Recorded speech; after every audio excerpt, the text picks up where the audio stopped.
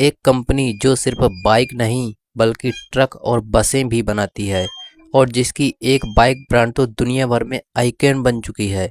लेकिन क्या आप जानते हैं इस कंपनी का असली बिजनेस सिर्फ रॉयल इनफील्ड तक सीमित नहीं है।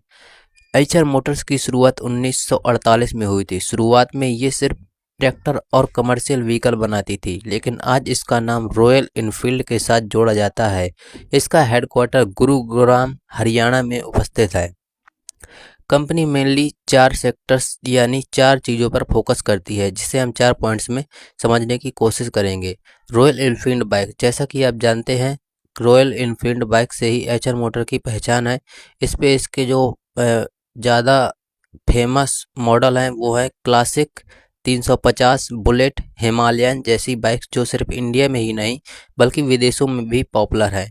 कमर्शियल व्हीकल्स के में अगर देखें तो एचआर मोटर्स एचआर ट्रक्स बनाती है, बसेस बनाती है, जो वोल्वो ग्रुप के साथ पार्टनरशिप में बनाए जाते हैं। इंटरनेशनल प्रेजेंस भी देखें तो यहाँ पर रॉयल एनफील्ड के शोरूम 60 से ज़्यादा देशों में देखने के लिए मिल जाते हैं।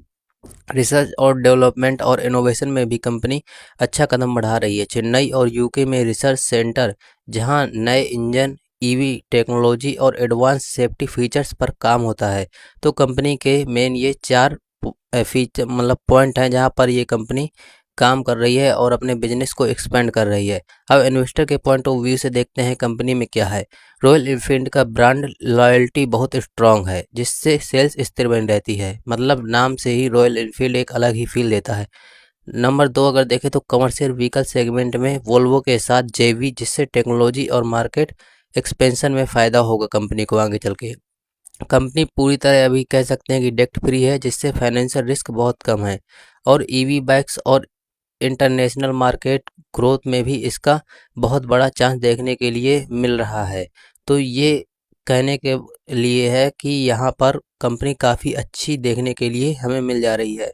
तो एशर मोटर्स सिर्फ एक बाइक बनाने वाली कंपनी नहीं बल्कि ट्रक, बस और इंटरनेशनल टू व्हीलर मार्केट का भी बड़ा खिलाड़ी है। आपके हिसाब से आने वाले 5 सालों में आइशर मोटर्स असली ग्रोथ इंजन रॉयल एनफील्ड होगा या कमर्शियल व्हीकल्स? कमेंट करके ज़रूर बताइएगा।